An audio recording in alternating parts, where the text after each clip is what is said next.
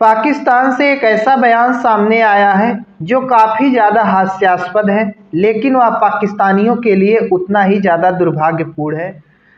पाकिस्तान के रक्षा मंत्री ख्वाजा मोहम्मद आसिम ने एक टीवी इंटरव्यू के दौरान कहा, इजरायली लॉबी अमेरिकी नेताओं को फाइनेंस करती है। हम तो ऐसे ही बदनाम हैं कि हम किसी से भी पैसे लेते हैं। अमेरिका तो दिन दहाड़े पैसे लेता है, मैं तो फिर भी पिछले कमरे में जाकर लूँगा पैसे। तो ऐसी स्थिति में उन्होंने कहा कि हम तो फालतू में बदनाम हैं कि हम किसी से भी पैसा मांग लेते हैं। अमेरिका तो दिन दहाड़े जो है इजरायली लॉबी से पैसा ले रहा है, तो अगर हम पैसा ले रहे हैं तो इसमें हमारी क्या गलती है। अगर अमेरिका ले सकता है तो हम भी ले सकते हैं, भले ही पिछले कमरे में ले जाकर लें, लेकिन हम भी लेंगे पैसा। आसिफ ने कहा, अमेरिका की ब्यूरोक्रेसी और डिफेंस संस्थाओं को इजरायली लॉबी खुलेआम फंडिंग करती हैं, वह सब पैरोल पर हैं। हम तो यूं ही बदनाम हैं, मैं कम से कम चोरी से लूँगा ताकि एंकर लोग प्रोग्राम ना कर दें। तो ऐसी स्थिति में उन्होंने कहा कि अगर अमेरिका को इजराइल फंडिंग करता है तब दुनिया में आवाज़ नहीं उठती है।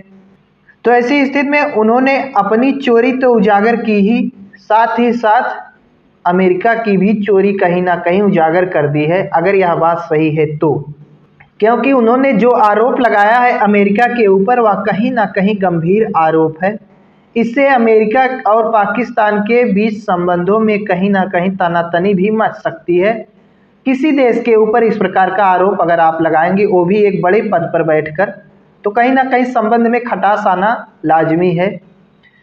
इस प्रकार का जब ये भाषण दे रहे थे तो इसके बाद टीवी एंकर ने मुस्कुराते हुए कहा, पाकिस्तान के मंत्री को चिताया कि यह क्लिप वायरल हो जाएगी। तो आसिफ ने कहा, हो जाने दो वायरल, क्या दिक्कत है। अमेरिका ले रहा है तो हम भी लेंगे, भले हम पिछले कमरे में लेंगे पैसा, लेकिन हम भी लेंगे, जरूर लेंगे।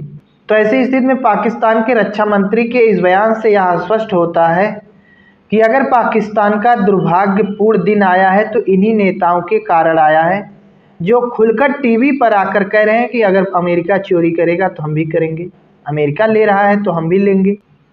तो ऐसी स्थिति में पाकिस्तान के रक्षा मंत्री द्वारा दिए गए इस प्रकार के बयान पर आप लोग क्या कहना चाहते हैं, आप लोग अपनी राय जरूर दें।